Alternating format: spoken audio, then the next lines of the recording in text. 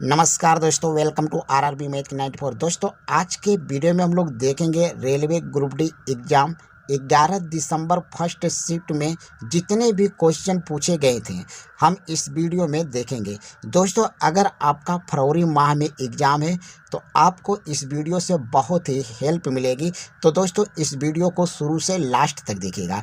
तो चलिए, क्वेश्चन क्या क्या पूछा गया था क्वेश्चन को देखते हैं। क्वेश्चन पूछा गया था 2025 विश्व एक्वेटिक्स चैंपियनशिप कहाँ आयोजित की गई थी।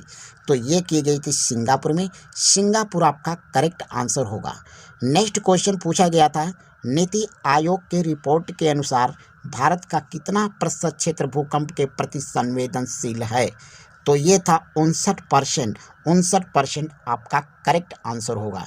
नेक्स्ट क्वेश्चन पूछा गया था सक्रियता श्रेणी क्या दर्शाती है। तो इसका करेक्ट आंसर हो जाएगा धातुओं की क्रियाशीलता का क्रम को दर्शाता है सक्रियता श्रेणी। तो ये आपका करेक्ट आंसर होगा।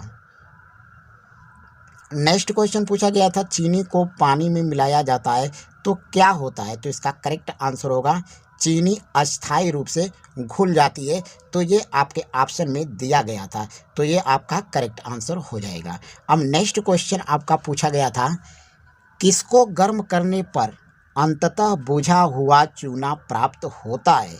तो यहाँ पे CaCO3 यानी कैल्शियम कार्बोनेट। कैल्शियम कार्बोनेट आपका करेक्ट आंसर होगा। नेक्स्ट क्वेश्चन पूछा गया था उत्तल दर्पण में मुख्य अक्ष के समांतर आपतित किरण प्रतिबिंबन के बाद किस बिंदु से आती हुई प्रतीत होती है। तो इसका करेक्ट आंसर होगा फोकस से। फोकस आपका करेक्ट आंसर होगा। नेक्स्ट क्वेश्चन पूछा गया था रदरफोर्ड के अल्फा कण प्रकीर्णन प्रयोग में स्वर्ण पन्नी पर प्रहार करने के संबंध में निम्न में से कौन सा कथन सत्य है। तो इसका करेक्ट आंसर होगा अधिकतर कण सीधा निकल जाते हैं, कुछ मुड़ जाते हैं। तो ये आपका करेक्ट आंसर होगा। नेक्स्ट क्वेश्चन पूछा गया था BBC Indian sports woman of the year का पुरस्कार किसने जीता। तो इसका करेक्ट आंसर मनु भाकर ने। मनु भाकर आपका करेक्ट आंसर होगा। नेक्स्ट क्वेश्चन पूछा गया था निम्नलिखित में से क्षार धातु कौन सा नहीं है।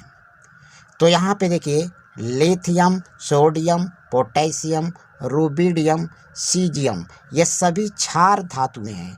अब इसमें से कोई एक ऑप्शन होगा जो नहीं होगा।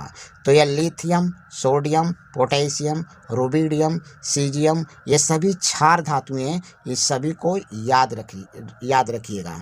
इसके अलावा जो ऑप्शन में दिया गया था वो आपका ऑप्शन करेक्ट आंसर हो जाएगा। तो चलिए, नेक्स्ट क्वेश्चन क्या पूछा गया था। नेक्स्ट क्वेश्चन पूछा गया था कि कार्बन के किस अपरूप का आकार षटभुज आकृति की होती है। तो इसका करेक्ट आंसर हो जाएगा ग्रेफाइट। ग्रेफाइट आपका करेक्ट आंसर होगा।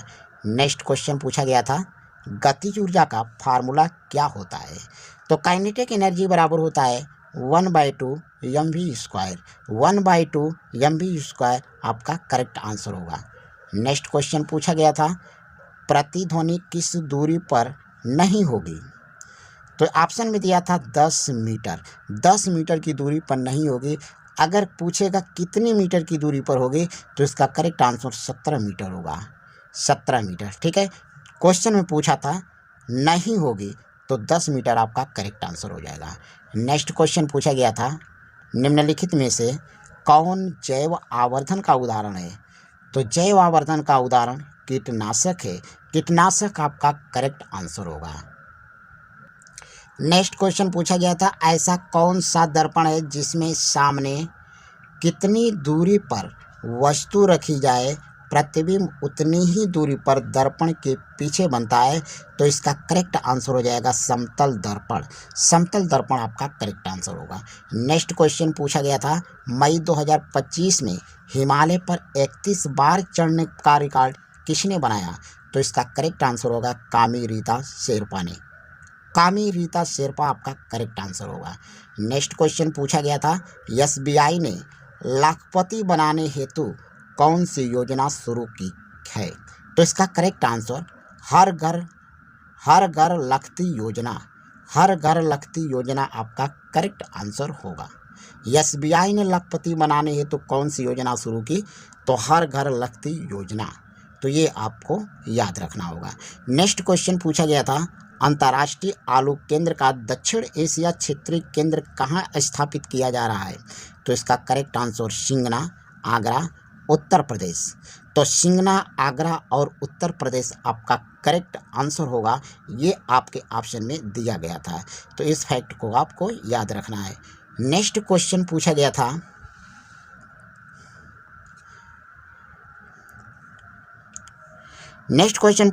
निसार मिशन की लागत लगभग कितने करोड़ रुपए है?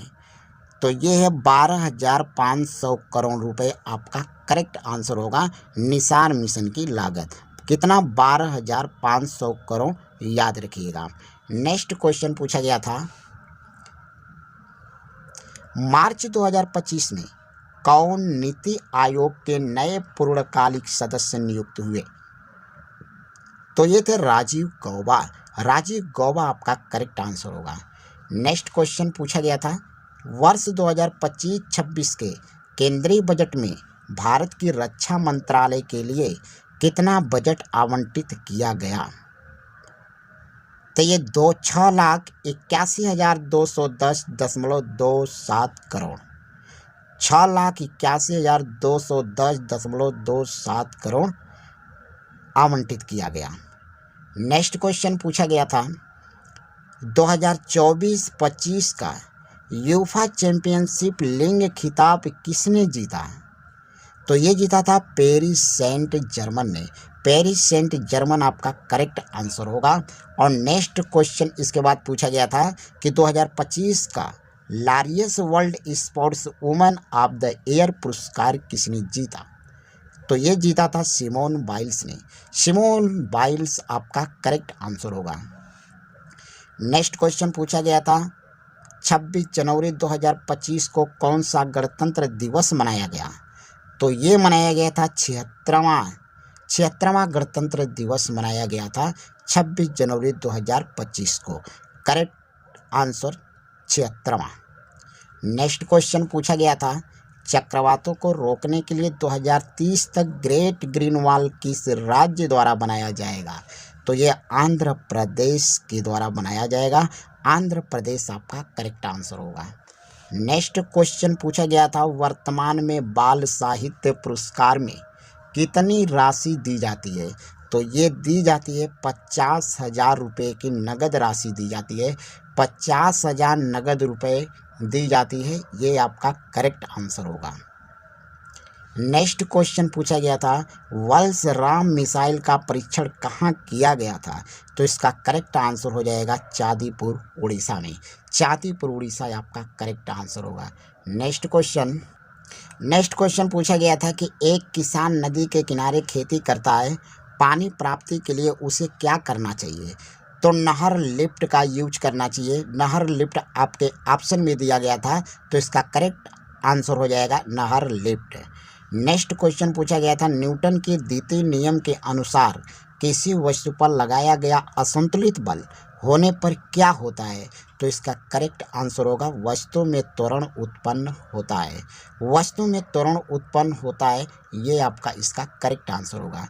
नेक्स्ट क्वेश्चन दिया था कि उत्तल दर्पण में वक्रता केंद्र कहाँ होता है? तो इसका करेक्ट आंसर हो जाएगा दर्पण के पीछे। दर्पण के पीछे आपका करेक्ट आंसर होगा। नेक्स्ट क्वेश्चन पूछा गया था, अलैंगिक प्रजनन में क्या होता है? तो इसका करेक्ट आंसर होगा विखंडन या खंडन द्वारा नया जीव बनता है। नेक्स्ट क्वेश्चन पूछा गया था, मादा में अंडाणु निषेचित नहीं होता है तब क्या होता है? तो इसका करेक्ट आंसर होगा मासिक धर्म होता है।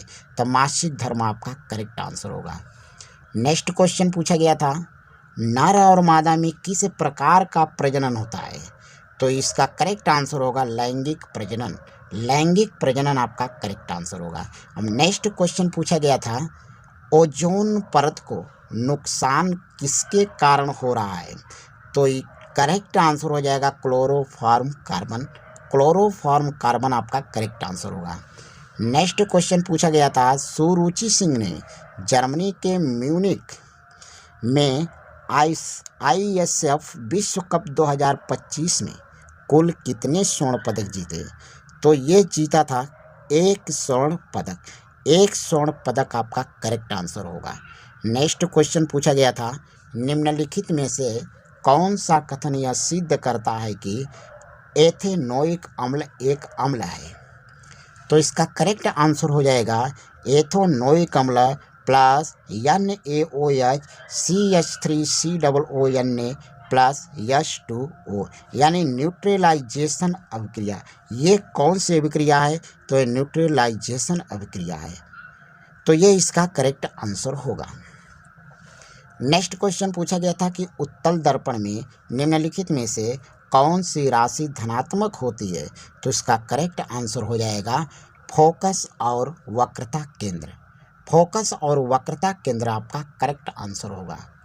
नेक्स्ट क्वेश्चन पूछा गया था, निम्नलिखित में से किस देश ने पहला AI सैटेलाइट लॉन्च किया?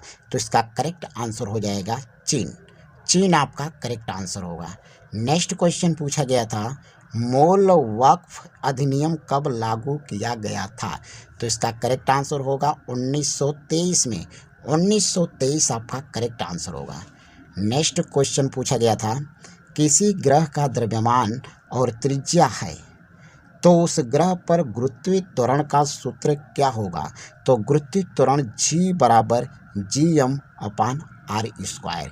तो ये आपका करेक्ट आंसर होगा। तो ये थे आज के हमारे इतने सवाल। तो दोस्तों वीडियो कैसा लगा? वीडियो अच्छा लगा तो वीडियो को लाइक शेयर कर दीजिए और चैनल पर नए हो तो चैनल को सब्सक्राइब करके बेल आइकन को प्रेस कर दीजिएगा। धन्यवाद।